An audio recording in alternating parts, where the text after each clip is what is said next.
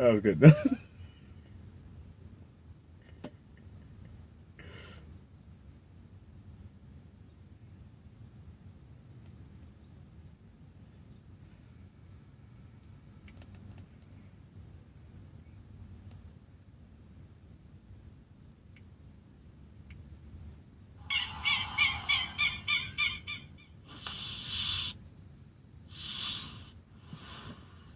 Before we continue with the rest of the video, we could use your help. As a wise person once said, you can't judge a book by its cover, and never has nature proved this more pointedly than in the case of the adorable North American horned toad.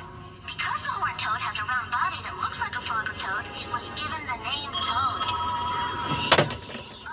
Unlike frogs and toads, which are amphibians, the horned toad is actually a lizard, and is found only...